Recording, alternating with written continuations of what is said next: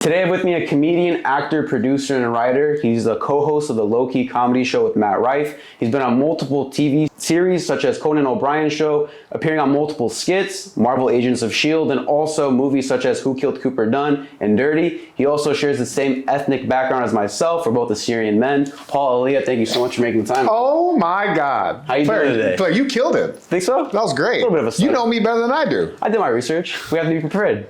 So, I want to start from the beginning with you, okay? You have an interesting story. So in 2010, you were actually on the path of a traditional Middle Easterner. You were going to be a lawyer, and then you decided that you wanted to be a stand-in for a TV series. What made you do that, and what was the decision like going from such a drastic change from being a lawyer to now all of a sudden going into acting? Wow, man. Well, I was going to go to law school.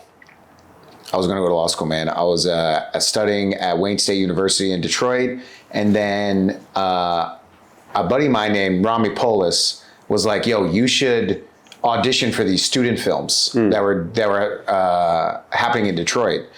So I did it, and then I just was like, "This is what I want to do." So my parents knew. I told them that I'm doing acting stuff, but also they didn't really take it very seriously. They're like, yeah, I would show them the movies. I'm like, Mom, look at this movie. And it's shot with a Nextel phone. Movies were bad. Back then. Oh my God, they're awful. Yeah. They're so bad, but I was like. But so were you scared of making a career change? Was it something you were committed to being a lawyer and you were like, no, I'm gonna all of a sudden go into a completely different field? How did that process go?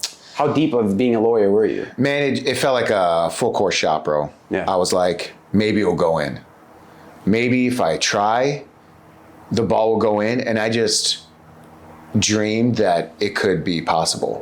So I would envision what it would be like to make it. And for me, making it was like being on TV. So with the lawyer gig, was it something where you're like, if this doesn't work out for me acting, I can always go back to it? Was that the mindset, or is it all in, I'm not coming back to being a lawyer? I just knew that I wasn't going to be a lawyer. There was a part of me that was like, this is not what I'm going to do. Got it. I just felt my heart was talking to me. And I think when we listen, our heart is going to talk to us no matter what. Well, no matter, even if you don't believe in anything, feeling doesn't lie. It doesn't. You'll do something and you'll like it. And that is a genuine feeling. Your body is telling you, I like this, and you're going to enjoy doing it. And, obviously our body tells us other things, but it's up to us to use our conscience to be like, well, this is actually not good for me. You know what I mean? As an example, if someone's like, oh, this does feel good. I'm not trying to say you should cheat on your girlfriend or boyfriend. Yeah. You know what I'm saying? It's like, oh, it feels good to cheat.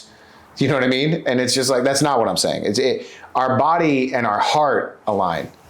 And you're like, if this is something pure and this is something that I feel like we're good at, this is something that we should do it. And that's how it felt with acting. All I could think about was acting, bro. How old were you? Man, I was 20 years old. 20 years old. 20 years old.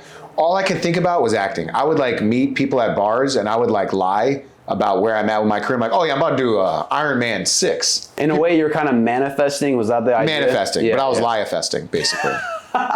Okay. Yeah, player. And then people would be like, wait a second. Someone would meet my brother and they're like, yo, bro, why are you telling people that you and George Clooney are about to do a movie? It wasn't even a realistic lie. You're just yeah, bro. I didn't know how to lie. I was a bad liar. Well, that's number one thing you need for acting. Yeah, you gotta learn how to lie well. Yeah. Okay, so when you were doing your first acting gig as a stand-in, I believe there was an important person that you met along the way. It was kind of your first mentor. Could you talk to me about that? I was about to graduate college. I had 2 classes left. And then I got offered to be a stand-in on this show called Detroit 187 for Michael Imperioli, who plays Christopher Moltisanti on The Sopranos. Yeah. So I didn't really watch The Sopranos at the time.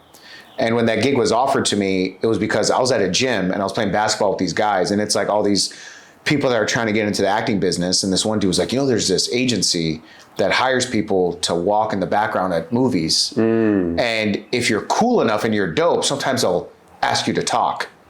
That's the way it was sold to me. And I was like, bro, I'm going to do background work on a movie. And then I'm just going to be in a movie. Yeah. I had such a skewed sense of how entertainment works, but also I think I used it's to my benefit. That curiosity led me to getting on the show because I looked like him and we were the same height and weight and shape. it worked out. You do look like him, for Yeah. sure. An Assyrian version of him, 100%. Yeah, hell yeah, dude. I think he is Assyrian. Yeah, well, he's like a Buddhist Italian now, so. Yeah, he's a Buddhist Italian, bro. This whole, which is all the cover up. Like, I want him to be like, you know, really, I'm Assyrian. Yeah, I'm like, yeah, I know, player. We want to claim more people up in that sphere, man. That'd be dope. Yeah. So did he ever give you any like bits of information and like mentorships where he's like, hey man, this is what, if you want to survive in this field, if you want to get good, here's this tip, here's that tip. Did he ever give you any of that? Man, this dude changed my life, bro. Really? He changed my life, man. What was what's some of the best things he told you? A lot of it wasn't what he said, it's what I watched him do. Like, I watched him, how he would carry himself as a leader of a show. He's the main character on the show. Right. And the way he would carry himself, the way that he would show up, always prepared, always come ready. That is what changed my life, bro. Really. Did he know that? Did he know you were watching? Was he talking to you after he was done acting and being like, did you see that? Or was it more of you were observing from a distance and appreciating? It was both, man. Like, Yeah. like one time he was doing some scene. He had no lines in the scene. He was walking, and the show was a detective show. So Okay. he played a character named Detective Fitch. Detective Fitch was walking into a crime scene, and as he's walking, there's some cop that's like saying the victim's name was Maria Young, multiple shots were fired, she was in her bedroom. Like, basically what it would happen when a detective shows up on the scene, there's a cop that would brief them and be like, this thing happened, this thing happened, this thing happened. And then I think his line at the end was, well, let's go see. That's all he had to say, was let's go see. So when I saw him walking, I saw this guy, this detective saying, victim's name is Maria Young, multiple shots, blah, blah, blah, blah, blah, whatever they're saying. And he's like looking around and he's like doing all these things. And I'm just like, why is he doing that? Like, I was so curious as to how he came up with all these things. Did he know to look around and do sort of these actions? And like, someone walked by, he like nodded at them. And I'm like, does he know he's doing that? So then I would ask him, I'm like, Michael, I noticed when you're walking into the house, you're looking around a lot, you're taking people in, like, why are you doing that? And he goes, well, I've never been to this crime scene before. I noticed that there's a house over there that has a good vantage point of this house, so maybe they might know something. So I'm thinking, I need to question them. I'm looking at the sidewalk and I'm seeing some mud footprints and I'm saying, was that from my people or was that from other people? Has anyone looked at that? Do people even know that? I'm looking over there to see if there's any shell casings. Also, I noticed that the coroner is all the way over there. Why is the coroner over there? So he's fully immersing himself in this whole thing, and that's what you're picking up on. Got it. Okay. So then you're now mostly known for comedy, right? Everyone knows you as a comedian, dude. You got we'll talk about it, but the co-host of the LowKey Comedy Show with Matt Rife. Yeah. You guys are out here doing awesome things. You're just in Dubai. You're doing your stand-up over there. So when people talk about Paul Elia, they're like, oh, the comedian. But when someone asks you, what do you do for a living? Is it writer, actor, comedian? What do you say? I say I work in entertainment. Entertainment. Yeah. But if Or you I'll were to just be say, known for one thing, what would it, like if you had to choose out of all of those, what's the one thing that you're like most proud of and that you focus your craft on the most? man, I have a big appetite for creativity. I want to do everything, bro. I want to make my own shit. I want to act in my stuff. I want to write it. I want to produce it. I want to produce other people's shit. I want to write stories. Like, I want to do a lot. So when people ask me now, they're like, what do you do? I usually say either I work in entertainment or I work in comedy. I work in comedy because, most people know me as a comedian. That's where I'm putting a lot of my energy. I'm putting a lot of energy into stand-up. And, at the time before I started doing stand, or even while I was doing open mics, I produced my own feature film. So it's like I was an actor and a producer on that project. Right. So at the time, I would say I'm an actor. I was also doing comedy, but I'm also an actor. Like Dave Chappelle. Dave Chappelle would probably say, hey, I'm a comedian because he does comedy so much. But then people like Rami Youssef, you ask Rami's also a writer, producer, director.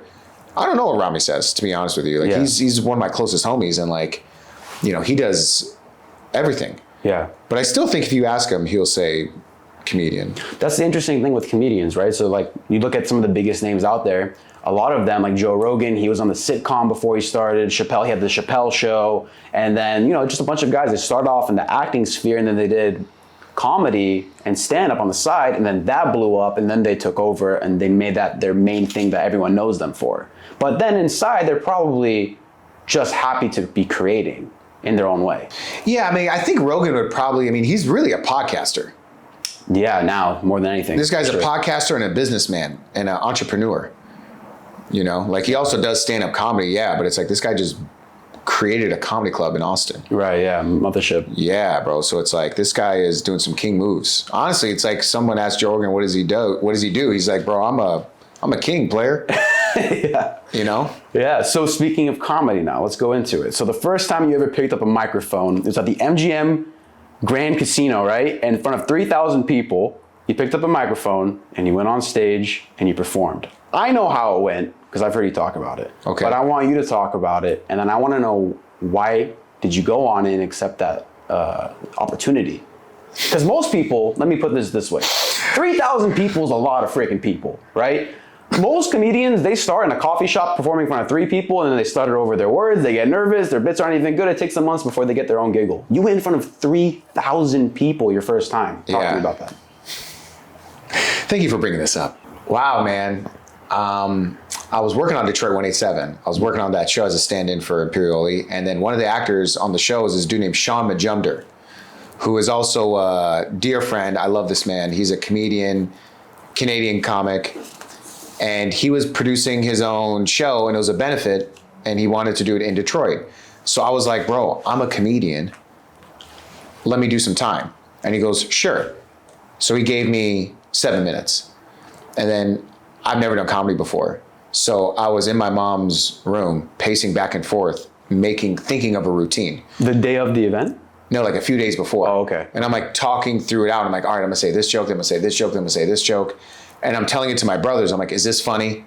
My brother's like, yeah, that's funny, say that. And then while I was on set, I told some guy, I'm like, hey, should I say this joke? Should I say this joke? Not realizing that I'm basically like panicking and I'm reciting my entire set to people. How old were you, by the way? 21. This was February 2011. Okay. So I think I was 21 or 22. Got it.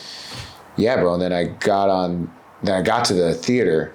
I got to the space at MGM and I have to pee bad. And there were no bathrooms where I was. So I was peeing in the kitchen. They had a kitchen area. In the sink, probably? Not to the, they had a spot adjacent to the sink. Okay. Yeah. I have respect absolutely. for sinks. Yeah, bro. My mom raised me right. I won't pee in the sink. I'll pee next to the sink. Okay. You know what I mean? Yeah. This is good edeb. Yeah. There you go. Yeah. So I pee probably 50 times. I pee and then I go back. I'm like, I gotta pee again. And I'm like nervous as hell. Yeah. But I'm like, I gotta do it. In my mind, I was like, I ain't no bitch. That's the way I looked at it. My approach was, you're scared if you don't do it. It was a very like manly approach. Like, you're a man. Do it. Don't be afraid. Fight through it.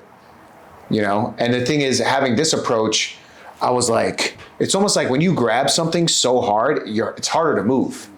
But when you let go, you're actually more loose. Right. It's sort of like when you see LeBron before a game, this guy's just chilling. He's like, he's chilling. You see somebody, they're like pensive and they're like, their adrenaline is kicking in. It's just like, bro, you're not ready. I was not ready. Clearly. My family was there. They bought like 40 seats. I was like, whole family was there. Also this girl I was hollering at, she was there and she brought her friend. Yeah, it was, and then I go on stage and then I started to dance. I was like, dancing is hilarious. So I danced and like that got some laughs and I was like, all right, cool. Hell yeah. I'm killing right now. And then I said like my first joke and I was like, yeah.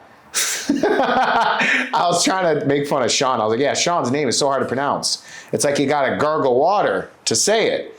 And then it was silent. Then one dude was like, I heard him in the back. He's like, what? But imagine how quiet it was to where 3,000 people, someone in the back is like, man, what? Yeah. Like talking like that. And that voice I heard throughout the whole show. Like I said this joke and I was like, yeah. I can't remember what I said, but I said something. And then I think the punchline was like, and then I said, what are you doing? And then it was quiet again. And the guy in the back's like, oh, damn. He's like the dude in SpongeBob. He's like, my leg. Yeah. He was my leg guy. Yeah. And then like at the end I said something. And then this one guy was like, hey, did we ballet? Like I could hear him having a conversation. 3,000 people and you hear one guy. That's rough. Yeah, bro, it was bad. So most people would have been turned off by that experience, right? They would have been like, you know what? This is probably isn't for me. not cut out for it, let me stick to acting, right? But you kept going. What was it about that performance where it didn't discourage you enough to be like, this isn't for me? Player, let's just say this. It discouraged me. It did for a while. I was like, this was a huge mistake. And I was like, I should not be doing stand-up comedy. I should just stick to acting. So that was my vibe. I was like, I gotta stick to acting. And then when I moved to LA, that was in February. I moved to LA officially April 2011. So 2 months later, I moved to LA. And I got a manager pretty quickly. I was auditioning for things pretty quickly. And I didn't have a lot of people in LA that I knew. And then I'm just sitting at home doing nothing. Like I'd wake up in the morning, I'd go to gym, I'd leave the gym, I'd come home, I'd watch a bunch of movies. And then I'm like, all right, now what? Yeah. I'm waiting by the phone, waiting for auditions. I mean, I was submitting myself for auditions as well. All day I would submit for auditions. All day I would try to go to like workshops and acting classes and doing all that. And I was in acting class at the time too. So I'm taking acting class, I'm looking for auditions. And then I would come home and I'm like, bro, I just have all this creative energy. I need to get it out. Yeah. So then I was like, I got to do an open mic. So I did an open mic in November. So February, March, April, May, June, July, August, September. It took me 8 months to get back on stage. So in 2011, November, that's when I got back on stage and I did an open mic. And how are you feeding yourself at this point? Because I know you worked at Quiznos at one point. I know you were a bottle boy at Boulevard 3. Bottle boy is such a hilarious. Yeah, that was bottle girl, right? Yeah. There's bottle girls and bottle boys. Yeah. Just like me, I imagine me with like a big bottle. Like a baby. Coming out on dude's shoulders, right? Yeah. But you were doing these gigs. Were those the things that you were doing to keep the lights on and then while also pursuing your passion? Because a lot of people see it like, oh, I can't do this thing because I don't know how to take care of myself. So they settle for, one traditional career path, right? But so how are you taking care of yourself while pursuing your passion? Man, I had a lot of people help me, bro. I had a lot of people look out for me. Like even when I moved to LA, there was a woman named Lisa Wiegand. Man, bro, I wouldn't be where I am without her, bro. She let me live at her place for free for 9 months. All I had to do was take care of her cats. And I bonded with these cats. The cat's name was Butters. I had to hang out with Butters. Butters was my homie, bro. Butters didn't like me either, but I became a cat dude. Man. Yeah. I don't want to say boy again. Bottle boy. Cat boy. Yeah. Yeah. So I was, so that helped me. Obviously, I didn't have to pay rent for 9 months. And then I was just doing odd jobs, bro. I was like doing acting jobs, and I'll get like $300 here, $200 here, $500 here. I worked on this movie. I booked some movie where I was I played a man in a gorilla costume, and I flew to Oregon, and they paid me like, it wasn't a lot of money, but it was like $2,000 at the time is a lot. Yeah. I'm like, whoa, $2,000, bro. That's like that. I was living off $1,000 a month because I didn't have to pay rent. So I was like, that money was for gas, food, my own entertainment, enjoyment. Like $1,000, I was living off of that. Yeah, puts you up 2 months. Yeah. So I was booking stuff. And then at a certain point, like when I was, obviously at a certain point, I left Lisa's place. I got my own place. I was living with a white rapper named Scripture. And I was living with him. His name's Mike. Hilariously enough, man. This guy, I met him in Detroit. Oh, okay. So then I'm living with him, and I'm like, bro, like, we lived in a 1-bedroom apartment. So we shared one room. So it was like jail, basically. And he... I mean, bro, we're like brothers living in a room, and we're each paying $600 a month. So I'm like, I got to make up $600 a month plus expenses. So I got to make $1,600 a month. So I was doing catering gigs. I was doing valet gigs. I was, oh my God, bro, acting stuff. And then eventually I was doing valet. I was doing valet for a while.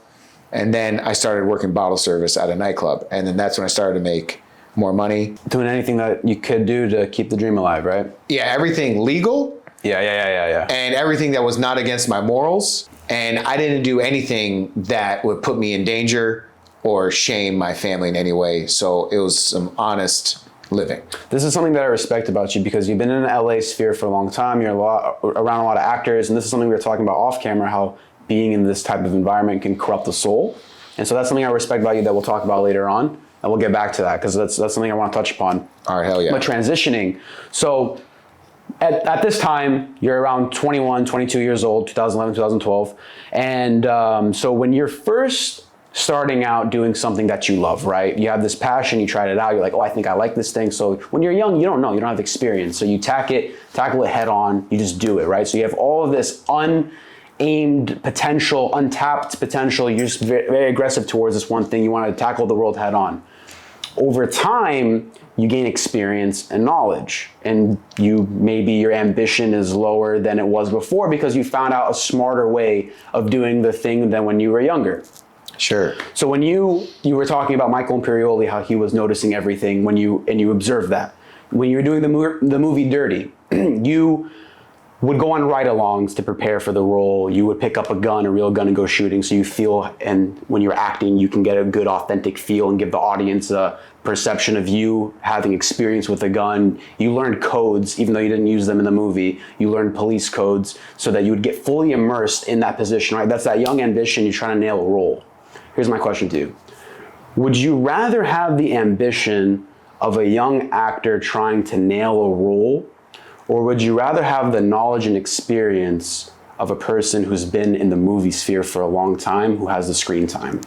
You got to experience both, man. One is actually the Charmander to the Charizard. You know what I'm saying? Like, you got to not know what you're doing in order to eventually have the knowledge. Right. You know what I'm saying? So it's like, I never wanted to skip steps. Like, well, to be honest, bro, like when I moved to LA, I was like, I'm ready to be a movie star. I'm like, where's the camera? Yeah. Here? Cool. I'm gonna be a movie star. That was my energy. I was like, I'm ready for it. And then I realized I wasn't. I did a play.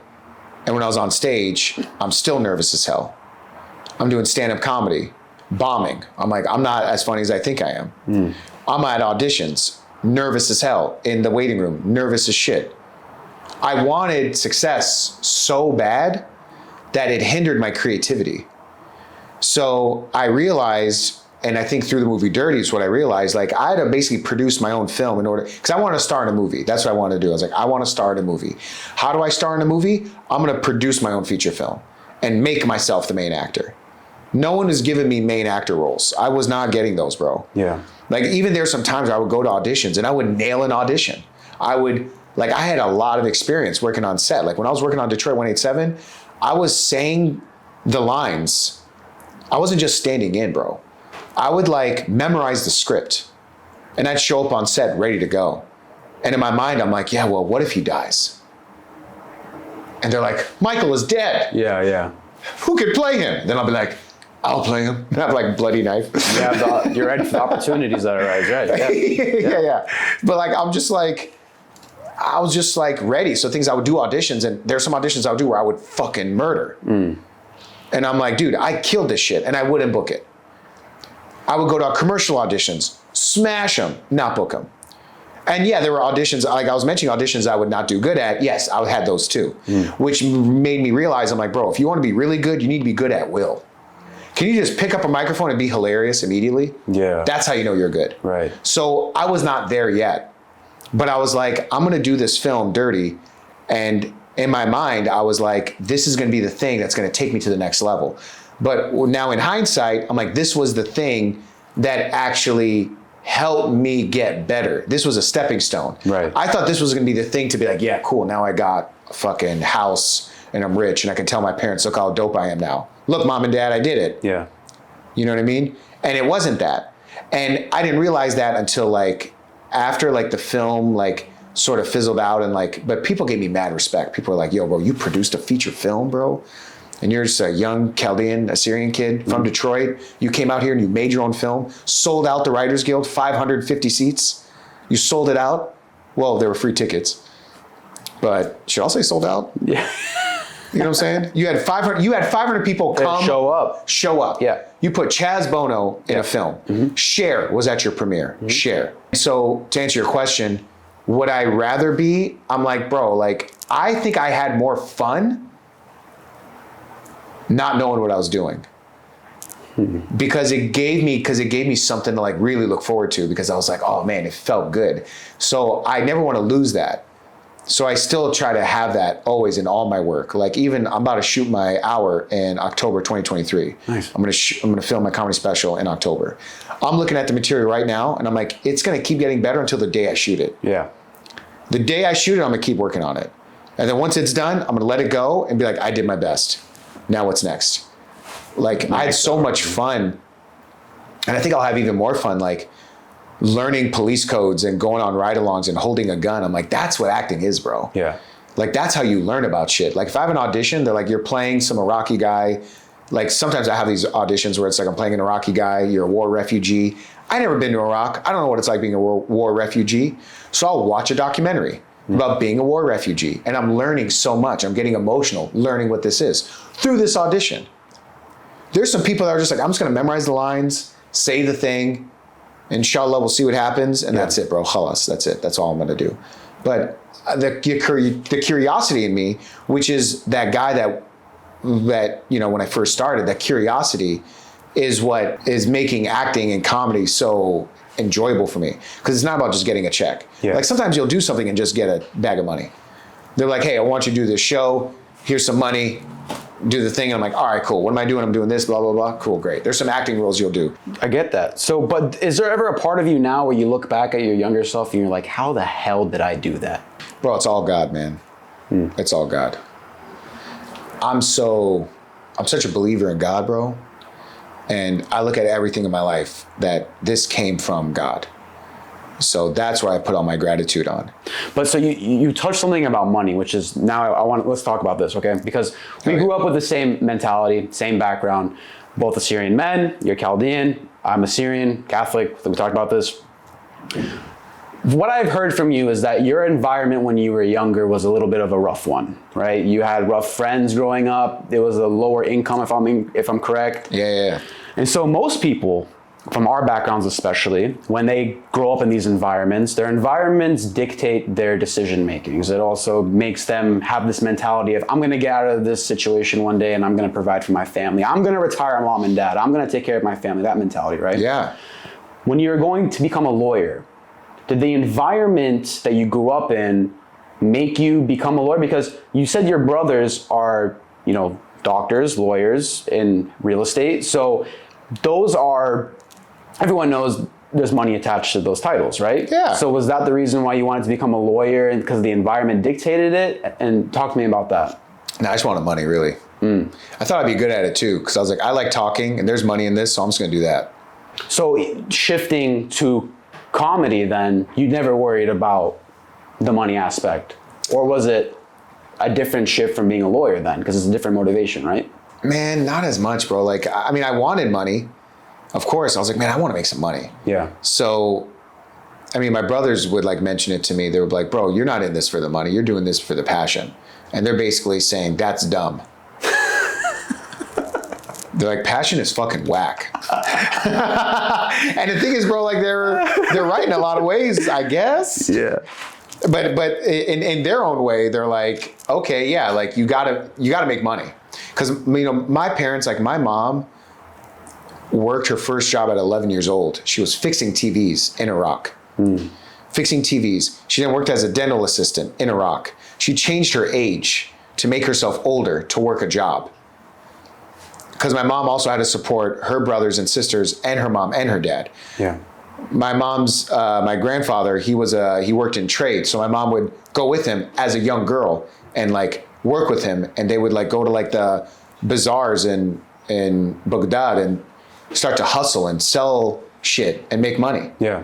That's where I came from. So my mom's mentality when she came to America is, player, you got to make money. Money. It will help you. My mom knew what it was like to struggle, live in one room. Yeah. A room this size, bro. With her mom, her dad, her older brother, her two older brothers, her sister, and her other younger brother. All in one room. So it's like, this is where I came from. So what I was taught was, you gotta make money. Money. Fuck this whole like, I got a dream and I wanna do this shit. Yeah, bro, that's cool, but money. So when you went into comedy and you started pursuing the passion, was there ever a point of contention with your parents then? Because you're doing the kind of the opposite of the advice, right? You have to sacrifice that short-term success and money because you have a vision that you're trying to achieve long-term. I think they were half in and half out. I think they were a half out because they were like, when are you going to give this up? Stop doing this. You should go to law school. You're going to make money. Anyway, here's $600 for your rent. Keep going. Keep going. But they didn't say keep going. Yeah. They didn't say that. They were like, we don't want to see you struggle. And the thing is, there were times where I'm like, bro, I just was hustling so hard and I was able to like make some money. And they're like, here, let me make you a little more comfortable. Here's a little bit of money. Got it. Take care of yourself. Like my brother opened up his law firm. You know, like my older brother Sam I could not be here without my brother Sam. I would not be here if it wasn't for the support of my family. That's number one. Like they supported me in a different way. They supported me in a lot of ways where I was broke as hell and they helped me out. Like granted, sure, I could make an argument to say I could have found a way. I would have been like hustled harder. I would have picked up more valet gigs. I would have done other things to do because I was going to do what I was going to do no matter what. I even told myself at one point, I was like, if I were to die tomorrow, if I were to get struck by a car and just get killed or whatever, however I die, right? And people come to my funeral, they're going to be like, bro, this dude fought for something. This dude fought for what he wanted to do in his life, which was to be in entertainment. Whenever God takes me, God's going to take me, and I'm not going to argue with that or like, I have no fear of that because I'm like, as long as every day I know I'm doing my best, Yeah. I did it. So at the time, my parents were like, when are you going to quit? When are you going to do this? And I'm like, bro, like, I am not going to quit. I'm going to keep going. But their whole thing is like, they're coming from a place of like, we love you. Not we hate you. We don't believe in you. Well, maybe it's a little bit of this like, we don't believe in you because they're like, bro, like, how hard is it for you to like, this won't happen. But also at the same time, I'm like, Mom, I'm auditioning for a movie with George Clooney. Sure, I have no shot at getting this, but I'm about to audition for it. Yeah. Mom, I'm auditioning to be a main character in a TV show. And then I would have all these auditions, but I wouldn't book any of them. So then my mom is just like, Habibi, what's the point? Yani, you're not booking anything. Yeah. And then she's right. I wasn't booking anything. But in my mind, I'm like, but I'm making an impression. And Middle Eastern parents don't believe in impressions. They're like, the fuck are you talking about, bro? Now or never. Yeah, they're like, all this time you're wasting auditioning, you could be making money with your brother. Yeah.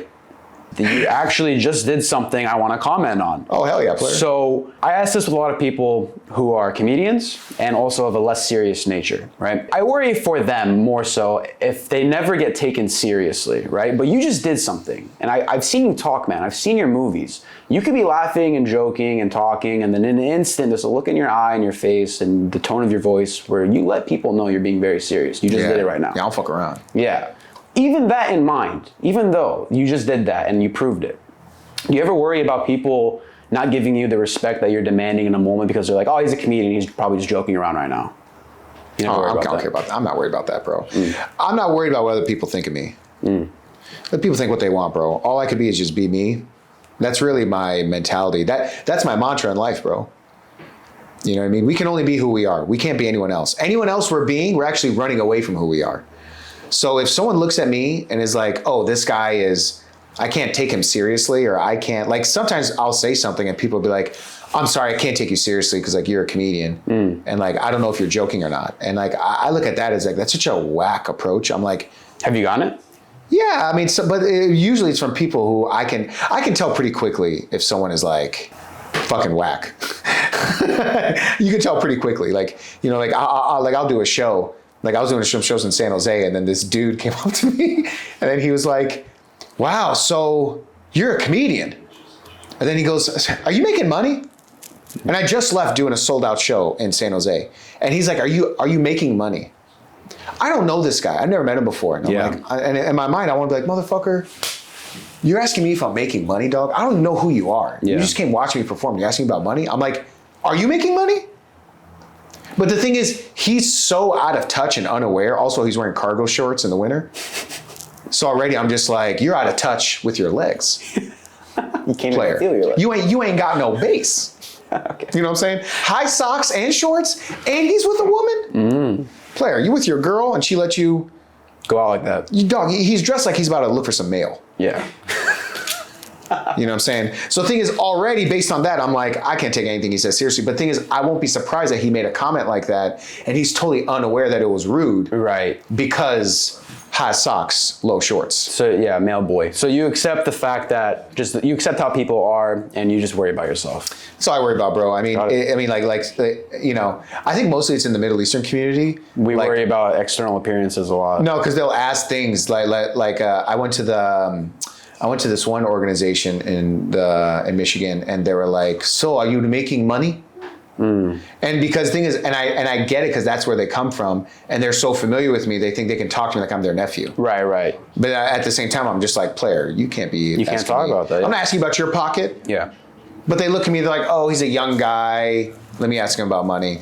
Yeah. I don't give a fuck, player. Okay. And so let's transition into the gigs that you did, and then a few of the things that you're doing now. So you got the Conan O'Brien. You're saying that you would audition, you would nail the auditions, and you weren't getting the final role, right? But you did get Conan O'Brien. You appeared on multiple skits. You did that for a period of time. Agents of S.H.I.E.L.D., the movies, like how you just said, you're producing. How was that process? How did you land that? Man, I'll tell you this, bro. With Conan, I've never been offered anything really in my career until I did this one gig where my agent at the time pitched me for this project that was shooting in Miami. And the project was this film called Shrem Break.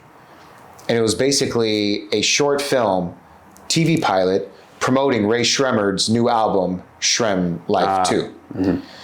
So they were like, we're looking for some guy that's sort of like gonna interview these guys. It's sort of like a mockumentary comedy style thing. And I just so happened to do this interview with Marlon Wayans where I interviewed him for Haunted House 2. Oh, okay. And how I got that was I was doing Vine videos for his Vine channel. He had a Vine channel called What the Funny. My boy got in on it. His name is Jahan Jones and Brandon Brody, both of them. And they brought me on board like, hey, do you want to do these skits for this What the Funny channel? Obviously, there's no pay, but we were young at the time and we're just ready to hustle. So I'm like, I'm in. Yeah. So I'm doing these Vines for free. But the thing is, I'm on the Sunset Gower studio lot and I'm walking around and I'm like, oh, there's Aaron Sorkin. Oh, there's Will Ferrell. Yeah. Walking in the lot. Shit. And they don't know the difference. They don't know why I'm there. Yeah. So I'm doing these sketches and I ended up doing this really well-produced sketch with me and Marlon Wayans. And it came out pretty well.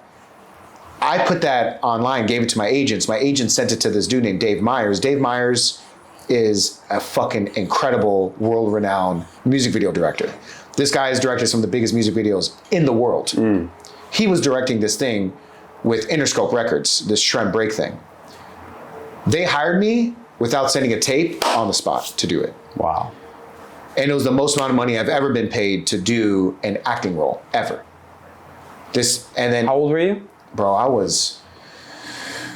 think I was like 26. So he saw me in that and goes, yo, dude, my girlfriend is a cast director of Conan. I'd love to just link y'all up. She hit me up and said, hey, would you like to do background work on this Conan O'Brien sketch just to be an extra? Mm. So there was a part of me that was like, yo, dog, I ain't no extra. I'm a main role kind of dude now. I just did this thing. But I was like, no. I'm humble about it. And I would love to work on the show. I'm just gonna be so dope at being an extra that they're gonna have no choice but to be like, this guy's, we're gonna have to give him a part. Be undeniable. And that's what happened. Seeing an Assyrian on TV shows like that, and it's like, you give people who come from the same background as you hope. I never understood that when I was a kid. When little girls and little kids be like, oh, I could be like that one day. I'm like, yeah, any of us could. But then when I started to see Assyrians doing things that I respect very much, because I know how difficult it could be, right? Even sitting down doing an interview at times could be difficult. You gotta know to be prepared, to say all this stuff, right? Setting up. And so when I see you doing it at the highest level, it's another amount of respect that I just gained from you guys. So it's awesome to see that, man. God is good, bro. You know, yeah. God is good, man. I mean, if another person is able to look at what I do and say, I want to do something and give them courage, great. But it's like, they have to make that decision on their own. Yeah. You know, and it's scary. It's scary. Also, you know, I'm sure your interview now is probably better than your last interview, and you're going to keep getting better. You probably look at yourself and say, oh, I want to be better. I want to be like this. Like you have an idea in your mind, and then you start inching towards that. you know? Yeah. And then eventually it's just gonna be effortless. Yeah, absolutely. And so actually, I want to take a quick break. We actually got you something. So my brother came in wearing this, acting like it was his, so he wouldn't give it away. But my friends over at Mil-Spec Monkey got you a little care package gift over here. What? Yo, I gotta keep the backpack too? It's yours. And open up inside here, we got you a little bit of something else too. They're actually, it's American owned, but their kids are half Assyrian. So it's an Assyrian company basically. Yeah, player. Mil-Spec Monkey. And then another Assyrian company called Fertile Worldwide made you custom shirts. That is hilarious. It's the date of our interview today, right there, my logo on the bottom, and you the center, the main star, man. Wow, let me just say, I love this Looney Tunes energy. Yo, this is like the new Space Jam movie, but with an Assyrian guy. Yeah, there you go. Whoa, there's a gun in here. No. We're in California, man. You can't. Hey, Mil-Spec Monkey, man. Thank you guys for this care package. I'm gonna sell it right after the interview. Let's talk about the LowKey Comedy Show. Yes. So how did you meet Matt Rife? How did you guys get that started? Walk me through that relationship and how that partnership turned into a friendship, into one of the coolest comedy things I've seen in a while. Because you guys don't just do stand-up. You guys riff with each other on stage. I've never seen that form of stand-up before. Wow. So I got goosebumps when you said that. There you go. Player. Hell yeah, man. Man, I met Matt, he was 16 years old. I went to the Laugh Factory, and then I remember I was in the lobby, and then I just heard like loud, thunderous laughs like that, like bah, bah, bah. And I'm like, bro, who the fuck is shaking the building? Yeah. This was on a Sunday. Sunday is a big show at the Laugh Factory because they do a show called Chocolate Sundays. Yeah. Chocolate Sundays is straight up, bro, that is the most hypest night of comedy. I show up to Chocolate Sundays and I hear these laughs. I go in and I see this young, skinny white kid on stage. And this is an all mostly Black Latino crowd. Black Latino crowds, bro, it's like, they're some of the most honest crowds you'll get. Yeah. Ain't nobody laughing for no reason. Ain't nobody laughing for no reason. If you suck, they'll tell you. That's why like the Apollo, like you see the Apollo and like, they'll boo you if you suck. So Matt Rife is on stage and he's fucking murdering, bro. And I'm just watching him like, who is this young, white, buck-toothed woman? You know what I'm saying? I'm like, who is this young Ellen DeGeneres? Who is this Justine Bieber looking? He gets off stage and he's getting escorted out by 3 security guards. He's getting escorted out through the back. Is he already on Wild and Out at this point? No. Okay. He's 16. Okay. This guy was visiting from Ohio. And these 3 security guards are also escorting him out. So I'm like, who is this bad bitch being escorted out by 3 big ass security guards? Yeah. And I'm like, this guy has to be like, I don't know who he is. And then he gets off stage and Finesse Mitchell was hosting. And he goes, keep it going for Matt Rife, man. This dude is gonna be a star. Matt's outside the Laugh Factory and I'm also outside and I'm like, yo, man, that was fucking killer. And then Matt's like, oh, thanks, man, appreciate it. What's your name? I'm like, I'm Paul. He's like, yeah, man, it's so cool to meet you, man. Like he's wearing like a bandana. Like he looked like he just came back from Boy Scouts. And man, immediately when I met him, I'm like, bro, this is a good kid, man. This is a good dude, you know? And then I was like, yo, bro, that was dope, man. We should drink some Capri Sun sometime. And then we just, honestly, bro, we became friends right after that. Yeah. We just became friends. I would see him at the Laugh Factory, we became friends. I'd see him again, we become friends. Then one day, Matt was like, you know, man, we're at the Laugh Factory. He goes, you know, man, like if I ever do like a show, I think it'd be cool if you like came with me to like do a show. And I'm like, bro, yes, I will. So then Matt did San Jose Improv. And he asked me to come with him and feature for him, me and our friend Chris Sosa. Bro, it was like maybe 40 people at the San Jose Improv. And we were doing more other shows. We would do shows, bro, and it was like not well, lightly attended. And then, you know, his juice started to grow. He did Wild and Out. He started to like gain more momentum. I'm doing my thing. And then you asked me how LowKey started when we started a show called LowKey Upset at the Comedy Store back in 2018. Okay. We did this show. And Matt was like, I want to do a show with you called LowKey Upset, or I want to do a show with you. What should we call it? I'm like, well, what if we do a show where like we bring comics on stage and we riff with them? And he was like, that's a cool idea. So we sort of both landed on this idea. Like he inspired me to think of the idea to say we should riff together. So it was very much a 50-50 idea. Okay. So we thought of this idea, LowKey Upset, and we started to bring comics on. They would do 10 minutes of stand-up, then after their set, we would riff with them. The pandemic happened. Matt FaceTimes me, and he goes, yo, dude, I just got done throwing out some garbage. I'm in the back of my apartment building. Then he shows me his apartment. He goes, dude, we could do a show here. Outside. Yeah. And he goes, we could do a show in this apartment complex. And I was like, let's do it. Let's make it happen. I heard the cops came. Yeah, the cops came.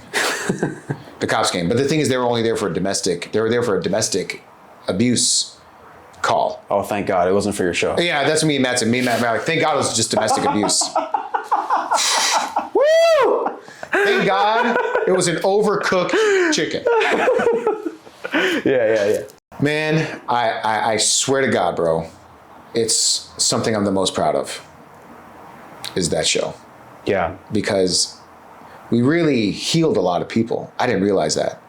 Well, you provided an outlet during a time where people were going crazy, just staring at screens all day. Yeah, man, that was dope, bro. Yeah. So now it's become this recurring thing where you guys do it locally here, or what's the move? Do you guys tour it? Yeah, we tour it, man. I mean, we just did it in Dubai. Okay. Matt is still the co-creator of it, but also I host it with Dave Merhej. I host a show with Ian Edwards. I host a show with Blair Saki. So there's some like hilarious comics that also co-host the show with me. And essentially, like, what I want to do with the show is just have it be its own thing. You know, where it's like LowKey is this dope show where it's like you have two comics on stage and afterwards they riff with each comic on the show. Yeah. And I've never missed a LowKey show. I've made every single LowKey show, bro, since we started back in 2018. Never missed one. It's your baby now. Yeah, man. And I'm ready for my baby to go to college at some point. Right. It's just starting right now, man. Yeah. Like, we've been in the Just for Laughs Festival is the biggest comedy festival in the world, bro. We've been at 3 Just for Laughs festivals. We were at the Netflix is a Joke festival. We were in Dubai. We were in Lebanon. Like, the show has really, really done well. And it's like, I'm having a good time doing it. One last question for you before we get into something really controversial. So one thing... Controversial. Yeah, we're gonna get into something controversial. It just says controversial on your thing. That's right. Yeah. So I'm gonna read you a quote. I want to ask you about these certain type of people. Totalitarian systems are notably devoid of humor at every level. Laughter, which brings acceptance and freedom, is a threat to their rule through force and intimidation. It is hard to oppress people who have a good sense of humor. Dr. David Hawkins. How do you feel about people who go to comedy shows that get offended? I gotta be honest, I understood probably 4 words. Yeah. I don't know what a totalitarian. Totalitarian. I don't know what genre of Assyrian. Yeah. Or what tribe that is. My dialect. It's my special dialect. What do I say to people that get offended at comedy shows? Yeah, people that go to comedy shows and they're the ones who get mad. Why would you go to a comedy show and get mad? Does that ever happen to you? Yeah. It happens all the time. What's the point? I mean, bro, it's people get mad for really every reason. Like, a comedy show is just one of several. One of several, bro. People get mad when they go to the grocery store. But you're willingly paying money to go to this event where you know there's going to be outlandish jokes, right? Well, the thing is, it's like, I'm going to say what I think. Yeah. I'm going to say what I think. And the thing is, oftentimes what I think is not what a lot of people agree.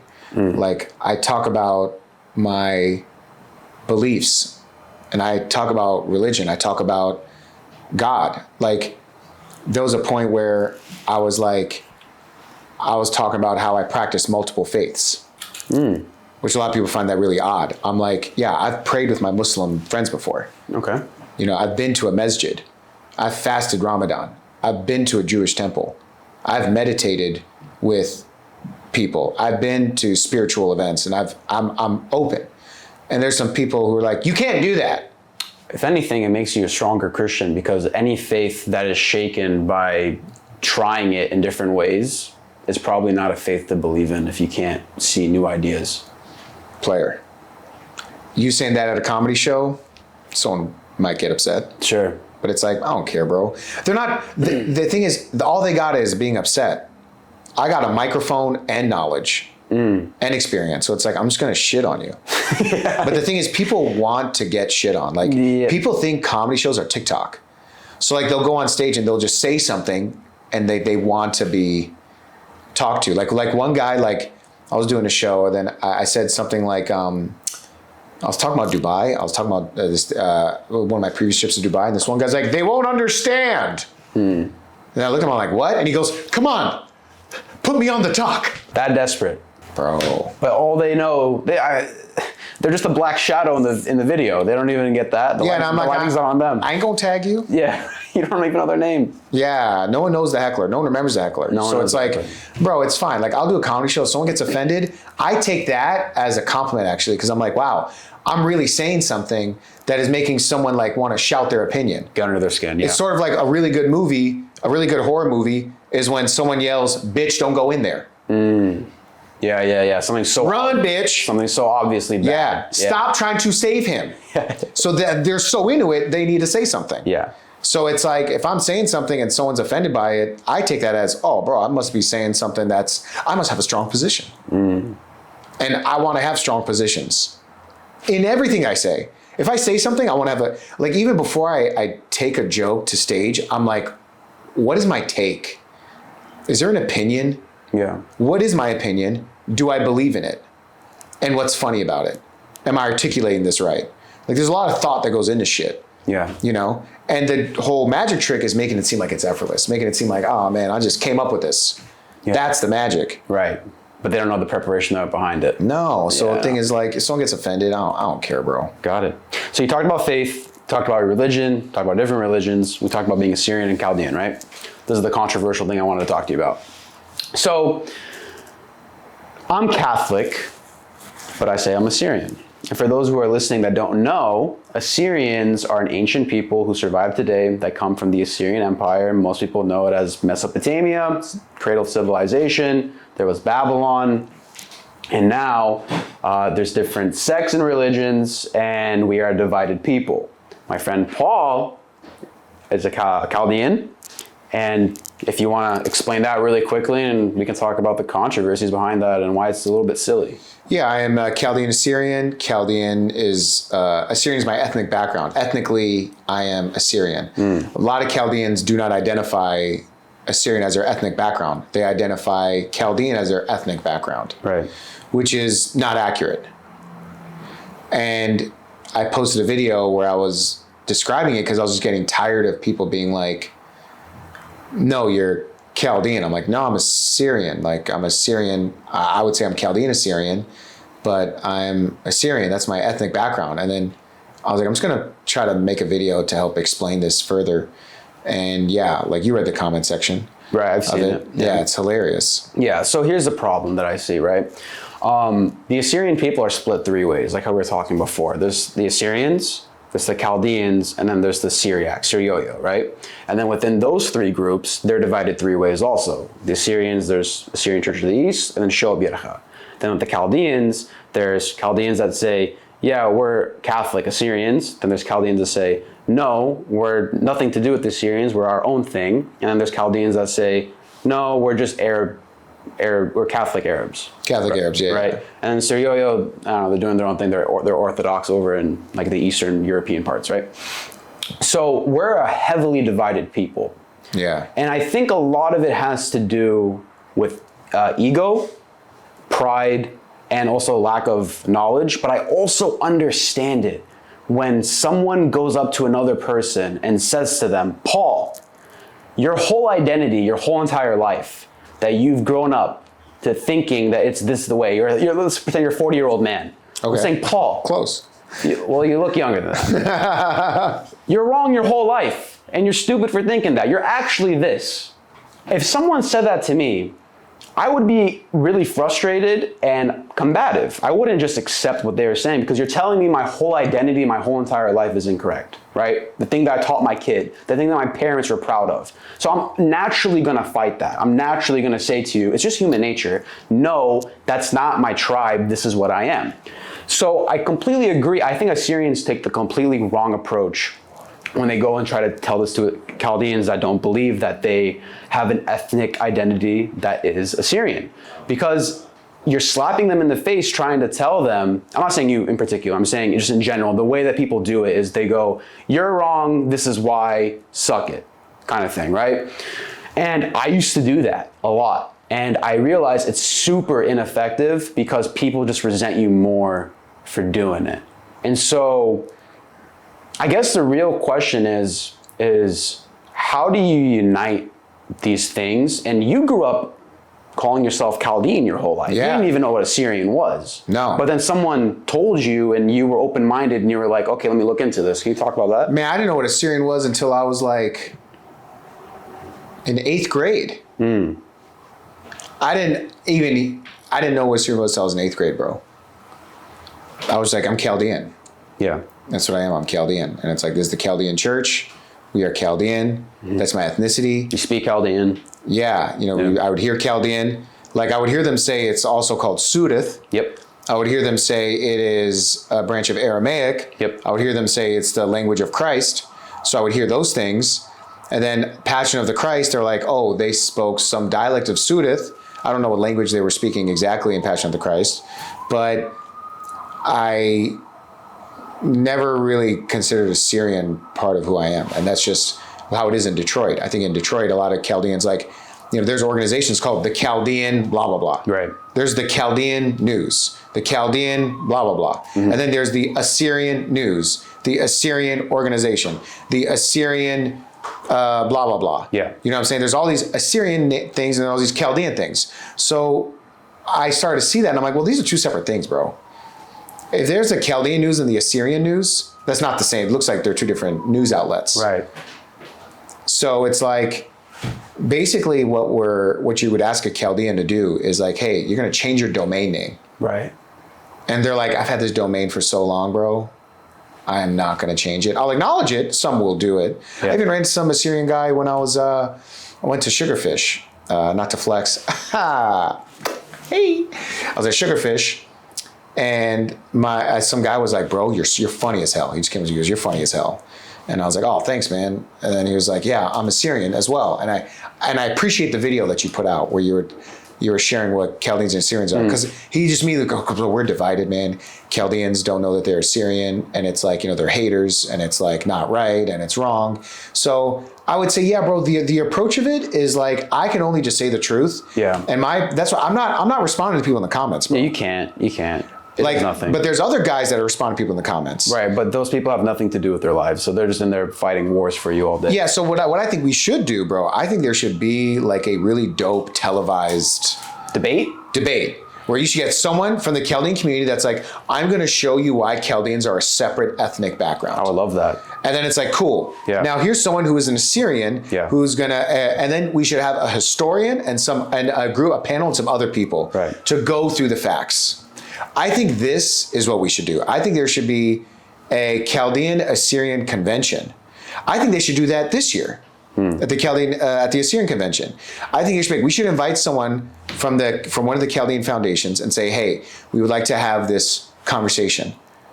And we should have these people to do that. And I fully agree with you. I don't mean to cut you off, I'm sorry. But the only issue, I've attended conventions. I know what conventions are about. And the main people you want to focus on are the youngest generation. Because those are the minds, I mean, you can see everything happening in politics. Who do they target the most? Kids. Because if you've influenced the young generation, then they're going to grow up believing a certain extent of information in history, right? So it's the same way with the Assyrian kids. The young generation just wants to party at a convention. They want to go to the pool parties. They want to dress up, look nice, flex from everybody, drink, have fun.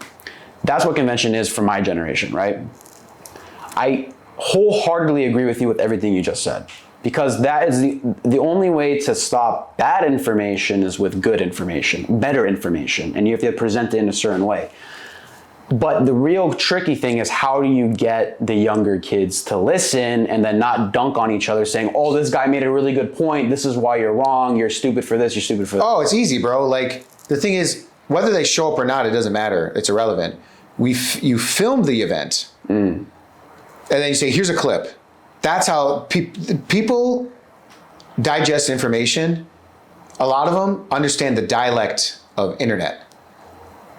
they don't understand the dialect of real life. Sure. Yeah. Which is fine. Yeah. And it's okay. You'll reach more people anyways. Reach more people anyway, bro. So it's like you do an event, even if it's like only 50 people there, and it's people who really want to be there are there. Yeah. People who are there that really want to be there for this conversation should be there. Yeah. Like I was going to pitch it to them. I was like, bro, I would love to like host this thing. I would love to like host an event like this and make this the center of it. Like we have people from Chaldean community, people from the Assyrian community. And the goal here is to show how we are Assyrian. And Chaldean people immediately would probably be turned off by that and be like, no, bro, Assyrians are Chaldeans. You guys are us. And then it's like, okay, show me how. Prove it. Show me how. Yeah. You have all the facts you need. You consider yourself a scholar. Like obviously someone who's like, you know, some guy who owns a ton of gas stations doesn't have as much knowledge as someone who has multiple degrees in Assyrian Middle Eastern studies. Yeah. They call it Assyrian studies. I've never been to a class that says Chaldean studies. All right. The official term is Assyrianologist. There's no Chaldeanologist. There's no Chaldeanologist. There's no Babylonianologist. The whole thing is called Assyriologist. But we should find one. Someone who claims, self-proclaimed Chaldeanologist. And it's like, okay, we understand your beliefs. We understand how you think and view things. Why don't we just come together and just have a conversation and see who's right and wrong? Yeah. Right? And I feel like it's going to be like the Maury Show, where it's like, in the terms of your ethnic background, Jerry Springer, you are Assyrian. The county guy's like, ah! They like cry in the corner. So I completely agree with this. This is the best way to go about it. Oh, bro, it'd be great, man. And then you film it, make it look cool as hell. Yeah, this is the best way to go about it. And the last thing I'll say about this is that I think they'll 1000% do it, and I can put you in contact with the people who organize convention if you really want to. I know the people that can do it, so I got you on that one. Yeah, that'd be fire, player. This is an interesting conversation that I would like to continue. Maybe hopefully in the future we can get along again and talk about this, but unfortunately we have to wrap up. Oh, shit. Paul, I really appreciate you, man, for making the time. Thank you again for letting me in your home. Of course, man. Thank you for having me, man. And please make my home look bigger in post. I got you. Put like a gold trophy over there and shit. Yeah, I got you. We'll make the depth back. Yeah. Thanks, man. Habibi, thank you, man. Cool.